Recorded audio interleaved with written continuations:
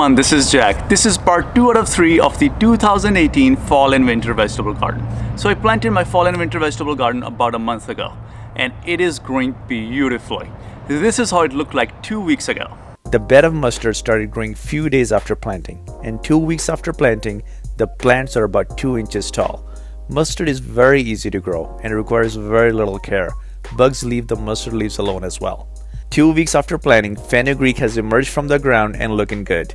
Turnips are growing good as well. 2 weeks after planting, the turnip plants are about 3 inches tall. Radish is growing really fast. After 2 weeks, radish is about 4 to 6 inches tall. Carrots are growing well. Potatoes have broken through the surface and are starting to grow pretty fast. Garlic has also broken through the surface and the shoots of garlic are starting to grow strong and developing leaves. Kale is growing too, however kale grows slower than other leafy greens.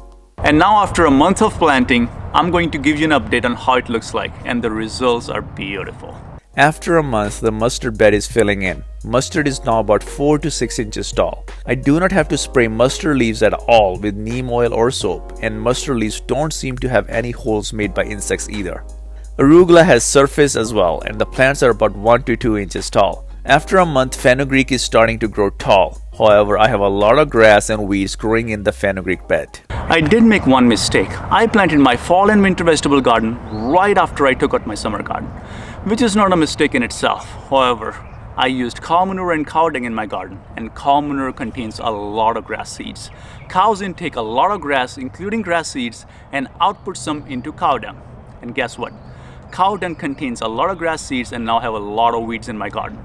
You're supposed to wait 2 to 3 weeks after adding cow manure to your garden, let the seeds germinate, and get rid of the weeds, and then plant.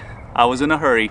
I didn't do that. So I'm having to handpick all the weeds. However, I'm also using some techniques to get rid of the weeds as well. I add dead leaves around my plants, for example around garlic shown here.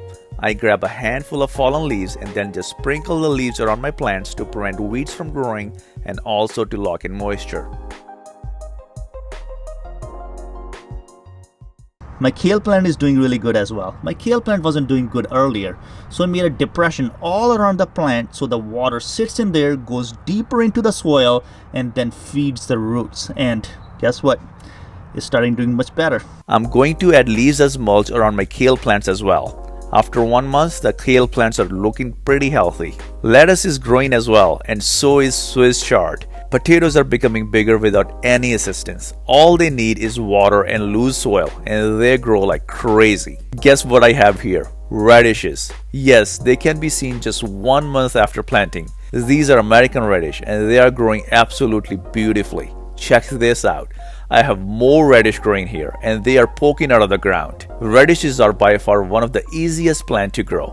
Radishes grow very fast and should be ready to harvest in about a week. I plant radishes in 2-week intervals. It takes about 6 weeks to grow. So I have 3 crops growing at different stages, so I always have radish to eat all winter long. Beets have emerged from the ground as well. Carrots are also growing. However, carrots and beets take few weeks longer to produce as compared to radish. I'll keep you updated in the third video. I hope you enjoyed this video, and in the third part I will share the harvest from my fall and winter vegetable garden. And I'll see you in another video.